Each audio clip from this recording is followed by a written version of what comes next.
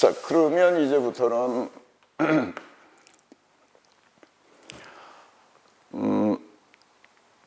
낱말 하나하나를 설명하는 시간을 갖겠습니다. 우선 먼저 엄마젖은 새우젖.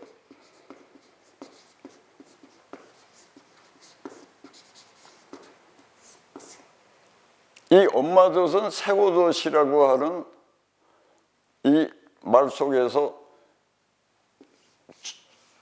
중요한 거는 엄마젖하고 새우젖이라고 하는 건데, 현재 언어로 생각을 하면 이 젖은 밑에가 지읒이고 이 새우젖이라고 하는 젖은 밑에 받침이 시읒입니다. 밑에 받침이 지읒과 시읒이라고 그래서 아주 다른 거라고 생각을 합니다. 왜 그러냐면 엄마젖과 새우젖은 하나도 같지 않잖아요. 이거는 완전하게 다르다고 생각하지만 어원으로 보면 이거는 하나입니다.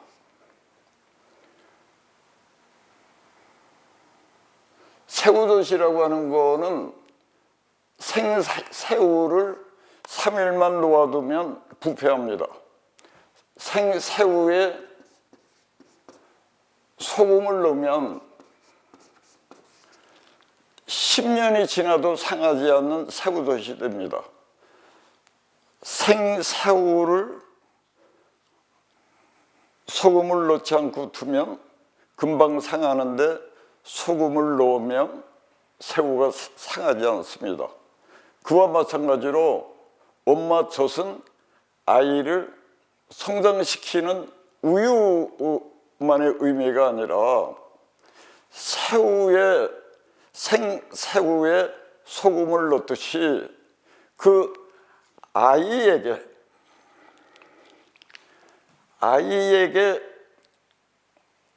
상하지 말라고 소금을 주는 겁니다.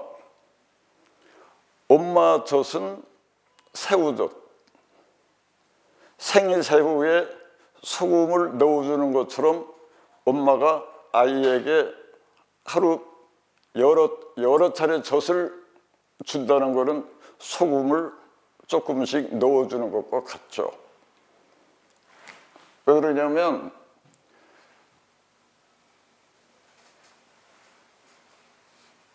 큰 것보다 적은 것이나 작은 게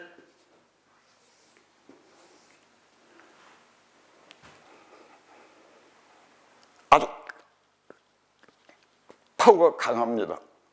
예를 들면 밀가루 반죽 요만한 데에다 이스트를 넣으면 이만해집니다. 부풀러서. 그러면 처음에 반죽이 요만한 이 반죽하고 이스트를 넣어서 이렇게 커진 반죽, 이 큰 반죽은 두 개가 부딪혔을 때 어떤 게 먼저 손상이 갈까요?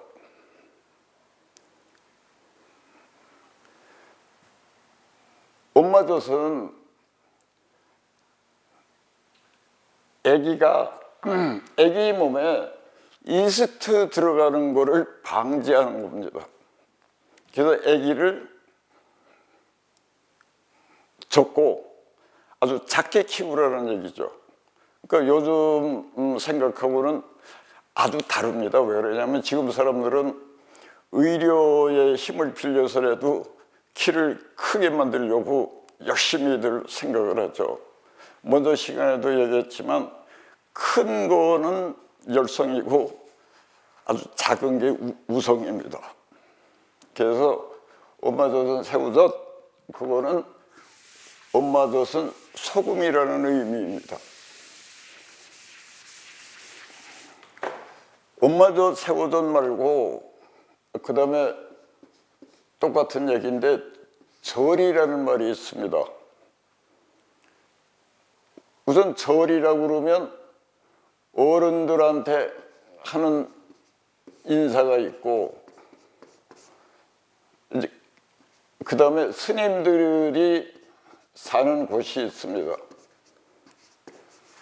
이거 흔히 절을 한문으로 사찰이라고 그러는데, 이제 제가 강의할 때마다 사람들한테 묻습니다. 왜 어른들한테 인사를 하는 거를 왜 절이라고 그랬을까요? 이제 그 다음에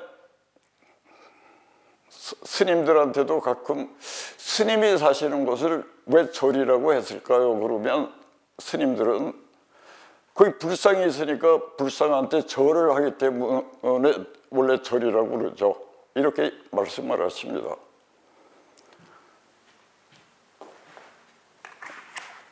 그거는 현재 말의 의미입니다.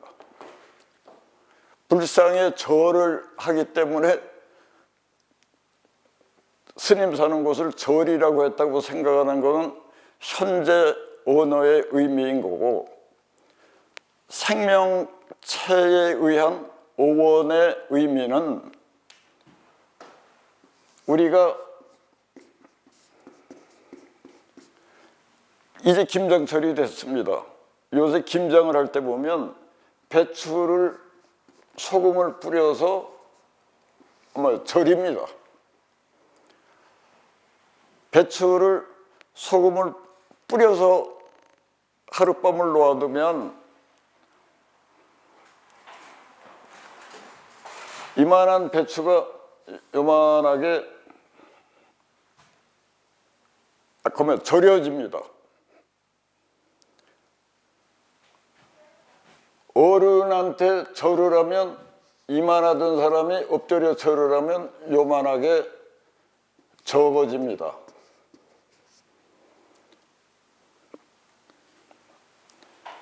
엎드려서 절을 안 하고 그냥 숙여서 절을 해도 이만하던 사람이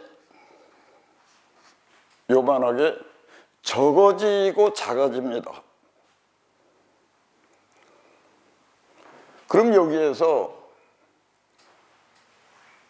어른한테 절을 한다든지 배추를 절인다든지 엄마젓, 새우젓 이 얘기는 하나의 공통점이 있습니다. 그 하나의 공통점이 뭐냐면 적어지고 작아진다는 겁니다. 그런데 여기에서 그냥 넘어갈 수 없는 얘기가 하나 있습니다. 그 얘기가 뭐냐면 배추를 절이고 나서 어머니가 아이들한테 배추가 잘 절여졌는지 알아보고 와라 할 때 말씀이 뭐냐면 배추의 숨이 죽었는지 살았는지 봐라 그래요. 그 얘기는 배추를 소금을 뿌려서 적게 만들어 놓는다는 것은 숨이 이만했던 배추를 숨을 요만하게 만드는 겁니다. 우리가 흔히 겸손한 사람이라고 그러죠. 그리고 교만한 사람이라고 그럽니다. 교만한 사람은 몸이 큰 거는 아니지만 숨이 거칠고 이렇게 높습니다.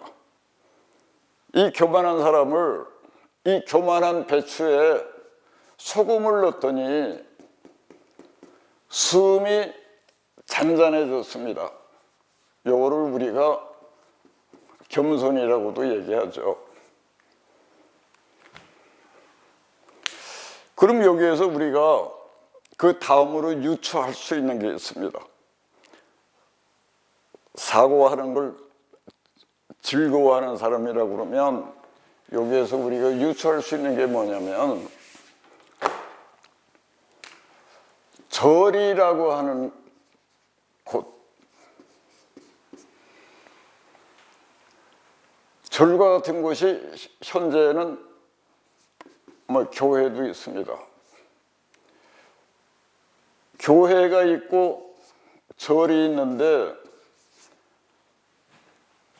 이거를 이 안에 들어가 가지고 요즘 사람들은 뭐를 그렇게 달라고 애원을 합니다. 어떤 교회를 가거나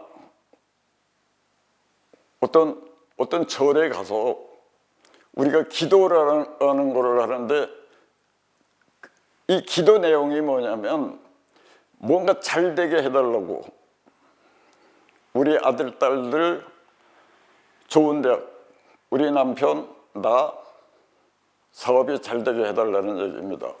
그런데 여기에서 엄마도 새우젓 그리고 배추를 절이다, 이 얘기를 여기에다가 대입을 해보면,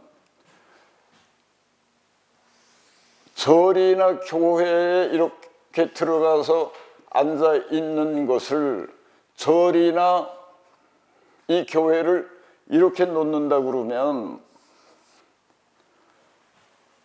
이것이 배추를 절이는 항아리가 됩니다. 항아리. 그럼 우리가 절이나 교회에 앉아서 기도를 한다는 건, 내가 항아리 속에 들어가서 큰 나를 적게나 아주 작게 줄여놓기 위해서 스스로 내 몸에 소금을 뿌리는 일입니다. 우리가 기도를 하는 것, 그것은 배추를 절이듯이 소금을 내 몸에 뿌리는 일입니다. 이것이 엄마젓, 새우젓이라고 하는 옛날 언어에 있는 의미입니다. 그래서 흔히 현재 말로 엄마젓, 새우젓 그러면 아이고 그 말은 이 젓과 이 젓은 아주 다르다라고 생각하지만, 어원으로 보면 엄마젓이라는 말이나 새우젓이라는 말이나 똑같은 의미입니다. 이제 두 번째로 이제 말씀을 드릴 게 어떤 거냐면, 아까도 울림 얘기를 했는데, 울림과 감동이라는 얘기입니다. 울림과 감동. 울림이라고 하는 게 이런 파장이라고 그랬는데, 원래 감동이라는 말은 사람들이 많이 원하기도 하고 사용하는 빈도가 매우 높습니다. 그런데 울림이라는 말은 사용을 그렇게 많이 안 합니다. 여기에서 감동이라고 하는 거는 느낀다는 얘기고, 그 다음에 이게 운동할 때 이 동이니까 움직인다는 얘기입니다. 그거는 움직임을 느낀다는 얘기입니다. 그 움직인다는 게 생명체에게는 파장이 움직이는 거죠. 파장이 느낌이고 마음입니다. 그러면 이것이 울림인데, 감동이라고 하는 거는 생명의 속을 느끼는 겁니다. 느낌과 마음, 파장은 우리 몸 속에서 일어나는 운동입니다. 우리가 이 행위를 얘기하는 것이 아니고, 우리 이렇게 가만히 앉아 있더라도 우리 몸 속에서 일어나는 그 느낌, 생각, 마음을 느껴서 내가 그 사람이 지금 느끼는 것과 똑같이 느끼는 게 원래가 감동이라는 말이고, 그게 한 울림이라는 얘기입니다. 그래서 감동이라고 하는 것은 한문어고, 울림이라는 말은 원래 우리의 말입니다. 그런데 우리의 말인데, 이건 울림이니까 그냥 이 울림이지만, 이거를 어원으로 보면 움터서 있답니다. 움튼다는 얘기는 성장을 얘기하고 새로운 탄생을 얘기합니다. 생명체가 1mm씩을 성장하는 거를 느껴서 생명체가 성장하는 파장을 느껴서 마음이 움직이는 거, 이게 감동입니다. 우리는 말은 하면서 말의 의미를 모르고 말에 함몰되어서 말만 합니다.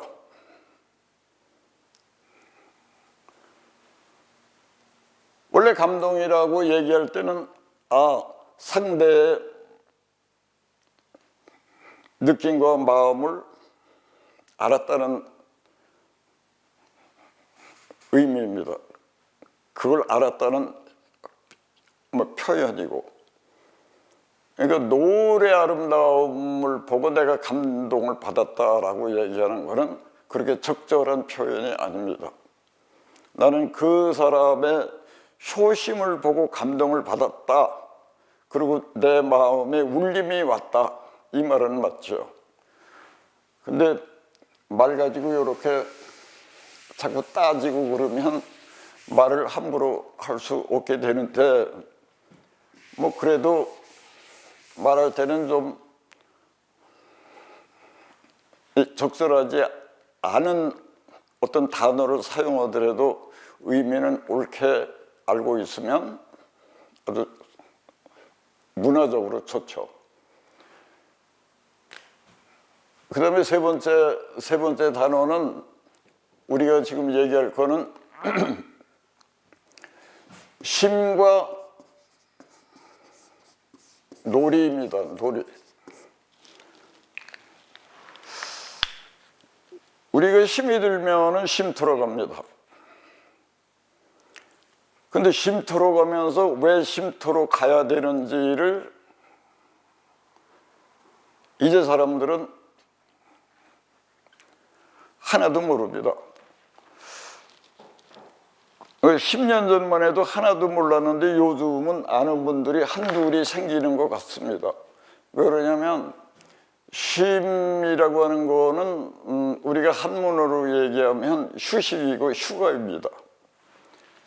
그런데 휴가, 쉼터로 이제 간다는 의미인데, 한 10년만 해도 서울에 있는 사람이 휴가를 떠나면 우선은 강릉을 갔다가 포항을 갔다가 저 부산을 갔다가 목포를 갔다가 그 다음에 저 군산을 갔다가 서울로 옵니다. 이거 3박 4일에 이렇게 한 바퀴 돌으려면 일할 때보다 더 힘듭니다. 쉼이라는 언어가 뭔지를 알면 이렇게는 하지 않습니다. 그럼 쉼이 뭐냐면 숨과 있는다는 말이 합쳐져서 쉼이 된 겁니다. 그럼 숨을 잊는다는 얘기는 뭐냐면 일을 너무 열심히 빨리 하다 보니까 숨이 이렇게 되어 있는 건데, 숨이 끊어지거나 너무 오르락내락해서 급해져서 숨이 답답하거나 막힌 거죠. 그래서 숨이 답답한 거를 이렇게 잊기 위해서 숨이 너무 숨가쁜 거를 편안하게 만들기 위한 게 쉼입니다. 그래서 여기 터를 붙이면 쉼터. 숨을 잊기 위한 시간이 휴가입니다. 휴가. 그 휴가를 이렇게 보내면 숨을 잃려고 휴가를 시작했는데 숨이 이래서 원래는 요래 되는 요 정도 숨이래야 쭉 이어지는데 너무 숨차서 휴가를 갔는데 이렇게 돌면 숨이 더 가빠져서 오는 거죠, 집에. 이거는 여행이라고 그럽니다. 여행은 숨이 이렇게 잔잔할 때 하는 게 여행이고, 휴가는 숨이 이렇게 거칠어졌을 때 이거를 이렇게 잔잔하게 만들려고 하는데, 아직도 우리나라에서는 그 휴가 문화라고 하는 게 이렇게 한 바퀴 순례하는 겁니다. 그게 원래 휴가라고 하는 거는 서울에서 여기나 여기 한 곳에 가서 3박 4일이나 4박 5일 동안 그냥 한 곳에 박혀 있는 게 쉼입니다. 최고의 쉼이 뭐냐면 우리는 뭔 얘기를 하냐면 숨을 쉰다 그럽니다. 숨을 쉰다. 숨 쉬는 게 쉬는 겁니다. 숨을 못 쉬면 사망이고 숨을 조금만 쉬면 힘든 거죠. 일하는 거죠. 그래서 숨을 잘 쉬는 게 최선의 쉼이다.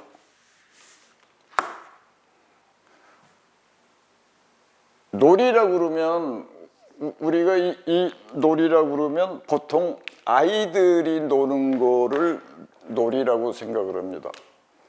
아이들이 노는 그 형태를 놀이라고 생각을 하지만 놀이라는 게 이걸 어원으로 만들어 보면 놓여져 있다. 쭉 놓여져 이어 있답니다. 놓여져 이어 있다가 우리가 흔히 한문어로 얘기하는 존재입니다.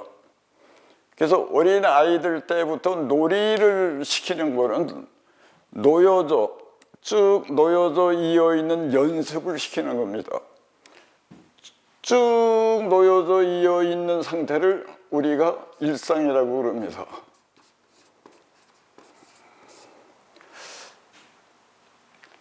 매일 똑같은 이제 공간에서 똑같은 일을 하면서 똑같은 사람들을 만나면서 그렇게 생활하는 게 일상적 생활이라고 그러는데 마음의 파장이 높아지면 그 일상적 생활이 아주 지겨워집니다. 그래서 그 일상적 생활을 못 견디고 뭔가 이제 거기에서 한번 벗어나는 걸 일탈이라고 그러고 늘 그 상태를 유지하는 걸 일상이라고 그럽니다. 근데 사람들은 일상 유지됨이 얼마나 축복이고 얼마나 행운인지를 알지를 못합니다. 그 일상이 유지되는 게 아주 지겹지 않고 행운이라는 것만 아는 순간 이 세상은 살만한 세상이라고 확실히 느낄 수가 있습니다. 그래서 우리가 인생이 힘들다고 하는 모든 사람들은 그 행운인 일상이 아주 지겨운 겁니다. 그래서 늘 일탈을 꿈꾸죠. 그런데 일탈을 잘못하면 이게 사건입니다. 그래서 우리가 놀이라고 하는 거는 한 쌍입니다. 놓여져서 이어 있다는데 요새는 이게 헤어져 있어요. 놀기만 하든지 일만 하든지. 그래서 요 사이에 숨이 놀기만 해도 숨이 거칠어지고 일만 해도 숨이 거칠어집니다. 그래서 요새는 일주일에 5일만 일합니다. 토요일, 일요일 쉽니다. 그리고 휴가가 있습니다. 이제 국경일에다 쉽니다. 이래도 숨을 잘 쉬지 못합니다. 그래서 답답하다고 그럽니다. 그거는 놀이가 뭔지를 잊어버렸기 때문입니다. 놀자 하고 일하자 한 가지만 죽으라고 해서 그렇습니다. 그래서 놀기도 하고 일하기도 하면서 이걸 함께 균형을 잘 맞춰야 놀과 일 사이에 숨이 원활하게 쉬어집니다. 숨 얘기를 이제 하나 더 하면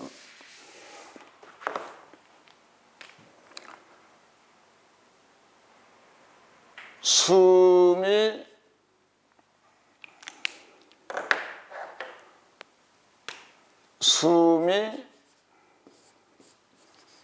뭐 100% 없어지면, 요새는 뇌사, 심장사라고 얘기합니다. 근데 옛날에는 숨이 100% 없어지면 숨이 멎었습니다. 그래서 사망 선고를 했습니다. 숨이 100% 없어지면 사망입니다. 그런데 아기들을 보면 숨을 100% 쉽니다. 그런데 요게 20대가 되면 숨을 75%만 쉽니다. 50대가 되면 숨을 40%도 못 쉽니다. 60, 70대가 되면 한 10% 정도 쉽니다. 이 퍼센티지가 뭐냐면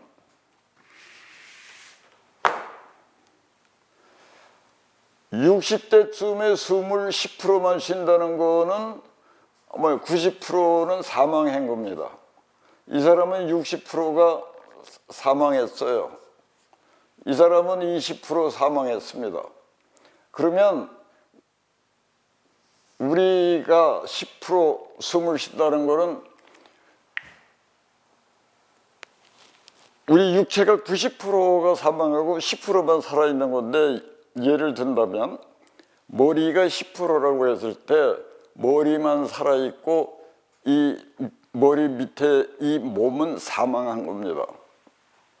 그러면 살아있는 10% 머리가 사망한 이 90% 몸을 끌고 살아야 되니까 아무 일을 안 해도 이미 힘듭니다. 그러면 우리가 애기들처럼 천진난만하고 웃고 즐기고 건강하게 살려면 아기가 숨을 쉬듯이 100% 쉬어야 합니다. 그래서 점점 나이 먹으면서 에너지가 약화되면서 숨은 75%, 40%, 10%만 쉬게 됩니다. 그러니까 이제부터 여러분들이 판단력도 빠르고 느낌도 섬세하고 인생이 쾌적하려면 숨 쉬는 비율을 점점 100%를 향해서 끌어올려야 됩니다. 이제 그게 숨과 놀이라고 하는 말에 담긴 진정한 의미입니다. 어떻습니까? 내 얘기 들으면서 현재 말과 어원이라고 하는 그 처음의 언어를, 의미를 왜 알아야 하는지. 현재 언어는 한 번 더 말씀드리지만 소통하는 그 하나의 도구입니다. 근데 어원은 생명을 입체 영화처럼 촬영해 놓은 겁니다. 그래서 여러분들은 생명의 소중함을 왜 알아야 되냐면 그건 생명을 위해서가 아니라 여러분들 스스로를 위함입니다.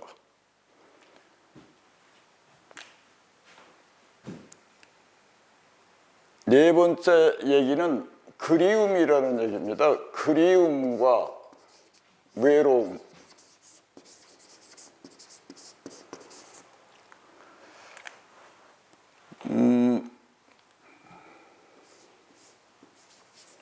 우리가 생각을 나타내서 표현하는 것을 글이라고 합니다. 그러면 느낌이나 생각을 밖으로 표현해내는 형상을 우리가 글이라고 하는데, 글처럼 내 느낌과 생각을 밖으로 형상화해서 나타내는 게 또 한 가지가 있습니다. 그게 뭐냐면 그림이죠. 근데 여기서 재미난 거는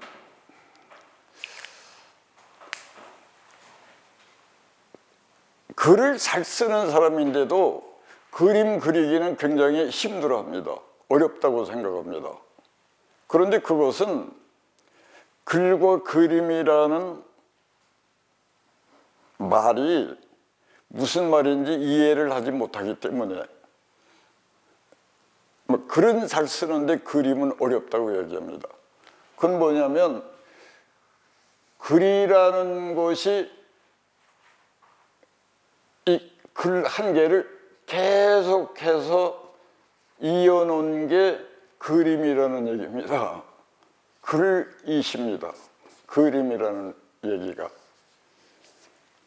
그건 뭐냐면 원래 글이라고 하는 거는 내 느낌과 생각을 밖으로 표현하는 것이고 그림이라고 하는 거는 이 글을 계속해서 이어놓은 형태, 이게 그림입니다. 이제 그런데 원래 글이 내 느낌과 마음을 밖으로 표현해낸 거고 그림은 이것을 계속 반복해서 이어서 이게 놓은 건데 그럼 그림은 액자에 있습니다. 액자에 있었는데 이 그림이 어느 날 움직이기 시작합니다. 그림이 움직일 때가 언제냐면 사랑하는 사람이거나 친한 사람이 너무 보고 싶을 때, 그러냐면 사랑하는 사람이 내 가슴이라고 하는 이 그림 액자에 있을 때 이 액자라는 게 우리가 가슴이라고 생각하면 됩니다. 그림이 사랑하는 사람이 내 가슴에 액자에 담겨서 그림처럼 있습니다. 그림처럼 있을 때는 뭐 그냥 그 사람을 생각을 하지만 움직이진 않습니다. 그런데 이 그림이 움직이기 시작합니다.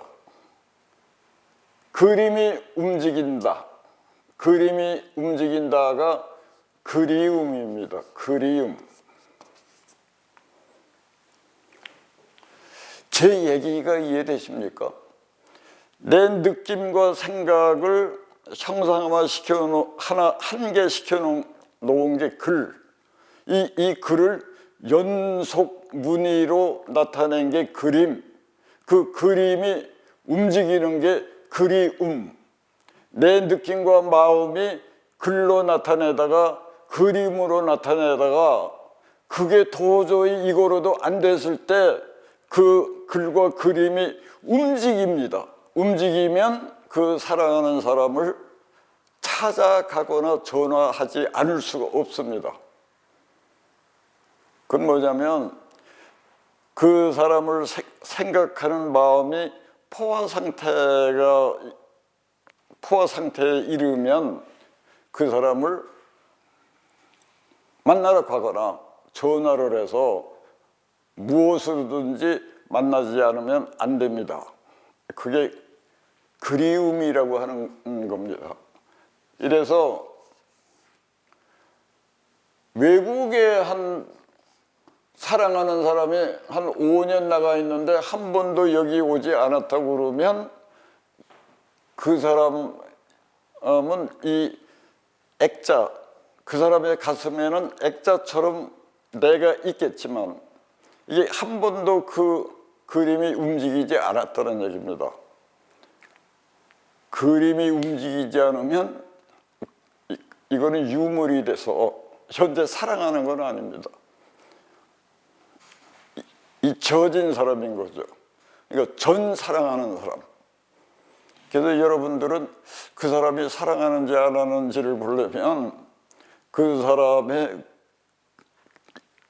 액자, 그 사람의 가슴 속에 있는 액자, 내 그림이 얼마 만에 한 번씩 움직이는지 그걸 한번 확인해 보면 확실히 알 수 있습니다. 그래서 내 느낌과 마음을 나타낸 한계가 그게 사방문이처럼 연이어서 나타낸 게 그림, 그 그림이 움직이는 게 이제 그리움이라고 합니다. 그런데 우리가 그리움에 이룰 만큼 어떤 사람을 사랑하게 되면 여기에 외로움이라는 게 함께 나타납니다. 그럼 외로움은 어원으로 무엇일까요? 외로움은 O 플러스 E가 합쳐진 겁니다. 그리고 움터나다가 또 하나가 붙은 겁니다. O이라는 거는 지금의 얘기로 하면 R로 이어졌다. 그리고 좀 있으면 움터날 겁니다. 외로움이라고 하는 거는 내가 알 속에 있다는 얘기입니다. 그럼 여기에 아무도 없습니다. 알 속에는 나 혼자 있습니다. 알 속에 나 혼자 있으니까 심심하고 무인도에 있는 것과 아주 똑같죠. 그래서 우리는 그 외로움이라고 하는 거는 알 속에 혼자 들어가 있는데 근데 언젠가는 부화하고 이렇게 나올 겁니다. 부화하고 나온다는 확신만 있다 그러면 알 속에 혼자 있을 때 혼자만 할 수 있는 여러 가지를 할 수 있죠. 글도 쓸 수 있고 그림도 그릴 수 있고 뭐 이렇게 자수를 놓을 수도 있고 뭐든지 내가 혼자 할 수 있는 것 그 시간에 할 수 있는데 그냥 외롭다는 생각만 하면 요새 사람들 외로운 상태를 이제 제가 관찰을 하면 외로움이라고 하는 거는 외부에서 오는 거라고 생각을 합니다. 그래서 외로움을 느낀 사람들은 자꾸 벽을 쌓아요. 외부에서 오는 거라고 생각을 하니까. 그런데 내 생각은 외로움이라고 하는 거는 이게 혼입니다. 혼인데 외로움은 혼은 요 한 개의 세 개로 구성되어 있는데 혼이라고 하는 거는 파랑빛입니다. 이 얘기를 왜 드리냐면 외로움이라든가 그리움이라든가 분노라든가 그 분노가 뭐냐면 뭐 열정과 같은 거거든요. 열정 플러스 분노입니다. 이런 여러 가지들은 이건 외로움이고 이거는 열정이고 이거는 그냥 안정적 편안함이고 이런 겁니다. 이게 우리의 원료입니다. 내가 만들어진 원료이기 때문에 외로움은 외부에서 오는 게 아닙니다. 외로움은 내가 이 세상에 올 때 이미 내 원료로 내 몸 안에 있는 겁니다. 그래서 외로움이라든가 여러 가지의 이런 감정들은 이제 청기백기 이 노래하고 아주 똑같습니다. 외로움이 나타나면 외로움을 내가 느끼면 외로운 친구가 왔구나 그러고 이렇게 쳐다보면 외로움이 왔구나 쳐다보면 이렇게 내려갑니다. 백기가 내려가면 그 다음에 즐거움이라는 홍기가 나타납니다. 그래서 이 친구를 쭉 쳐다보고 있노라면 또 파란기가 약간 서글픈 이런 느낌이 들고 그래서 이게 번갈아서 나타나는데 외로움이라는 게 나타났을 때 쳐다보면서 내버려 두지 않고 외부에서 오는 거라고 생각해서 벽을 쌓거나 내가 뭔가 잘못해서 내 안에서 일어나는 여러 가지들이 온다고 그래서 이거를 스스로 잘라내려고 노력을 하면 할수록 그 외로움은 점점 더 커져가지고 나를 짓눌러버립니다. 그래서 제 생각엔 우리가 흔히 멋있다고 하는 사람들이 있습니다. 아, 저 사람은 참 멋있다. 그 멋이라고 하는 거는 무엇을 통과해야 나타나는 거냐면 멋이라고 하는 사람 무엇은 외로움을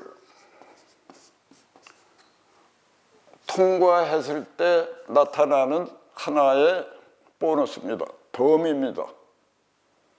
그래서 여러분들이 진정으로 스스로 생각해도 멋있고 남들이 봐도 못 있으려면 못 있는 사람으로 인정받으려면 외로움을 스스로 외로움이 뭔지를 알고 그 외로움하고 체면하게 놀 수 있을 때, 왜 그러냐면 외로움은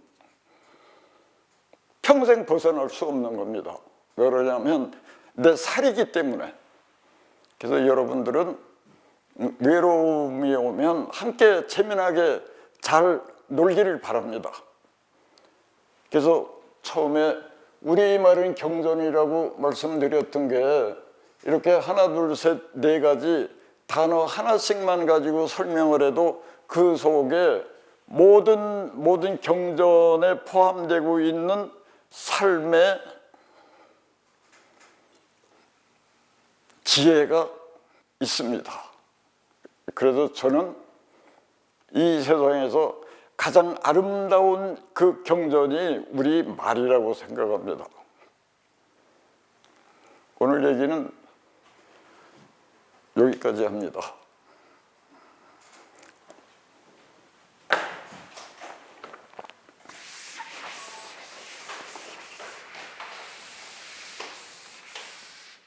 우리말의 낱말 하나하나가 사람이 그 안에 다 들어가 있고 우주가 다 들어가 있습니다. 이번에 제가 설명할 낱말은 5번째 마중과 배움입니다. 마중이라고 하는 어원은 원래가 맛움입니다. 맛움이라고 하는 거는 처음 움터났다. 처음 움터났다라는 말은 처음으로 탄생했다는 얘기입니다.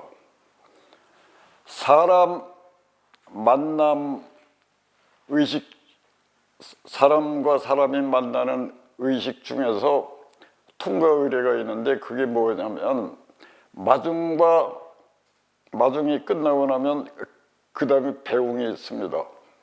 그래서 우선 마중부터 설명을 하면 마중이라는 말이 맛움이니까 마중을 하는 그 의식은 나도 이제 금방 이제 태어난 사람이고 내가 맞이해야 할 그 사람도 이 세상에 처음으로 태어난 사람입니다.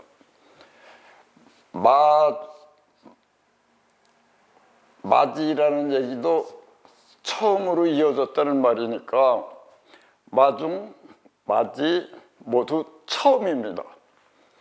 처음으로 만나는 의식이 마중 의식이고 지금 설명한 것처럼 마중이라고 하는 것은 처음 움터난 겁니다. 처음 움터난 사람들끼리는 늘 만남이 신선하죠. 그리고 처음 만나는 사람을 생각을 하면 이 사람이 어떤 사람인지 설레임이 있습니다. 그래서 우리가 살아가면서 사람에 대해서 권태로움을 느낀다는 건 마중이라는 말의 의미를 잊어버리거나 잃어버렸기 때문입니다. 처음 움터났다는 것을 미시적인 사고로 생각을 해보면 두 사람이 마주 앉다가 눈을 깜빡해도 깜빡은 눈을 이렇게 감았다가 떴다는 얘기인데 이제 감았다 뜨는 사이에 내 앞에 앉은 그는 새로 만난 사람, 새로 태어난 사람입니다. 이렇게 생각을 해보면 10년을 만나거나 50년을 만나도 매번 눈을 깜빡깜빡 할 때마다 그 사람은 내 앞에서 새로 태어난 사람입니다. 이 얘기 그 전에 내가 여러 번 얘기했지만 사람의 세포는 1초에 7번 움직입니다. 7번 움직인다는 얘기는 7번 생각이 바뀌고 7가지를 한꺼번에 생각할 수 있고 7번 놀 수 있다는 얘기입니다. 그래서 우리가 얘기를 나누다가 예 아니오를 눈 깜빡할 사이에 예에서 아니오가 될 수도 있고 아니오가 예가 될 수도 있습니다. 이래서 사람은 늘 새로운 거죠. 마중의 의식을 다 치르고 나면 그 다음에 그 사람을 우리가 배웅을 해야 됩니다. 이제 배웅이라는 얘기는 어떤 얘기냐면, 배웅이라는 말은 마중과 마찬가지로 배웅의 어원은 지금 말로 하면 빛이 움트다라는 얘기입니다. 빛이 혼이라는 말입니다. 그거는 마중을 할 때는 새로 태어난 사람이고 배웅을 할 때는 그 사람은 혼화 의식입니다. 그 사람이 혼으로 화했다. 우리 알아듣기 쉽게 말하면 마중을 해서 마주 앉아 있는 동안은 새로 태어난 사람이고 함께 만나는 그 시간은 이 세상에서 함께 노는 시간이고 노는 시간이 끝나서 그 사람을 헤어질 때 배웅을 한다는 거는 장례식을 치르는 거랑 마찬가지입니다. 이거를 사고를 확장해서 거시적 사고로 생각을 해보면 아침에 우리 집에서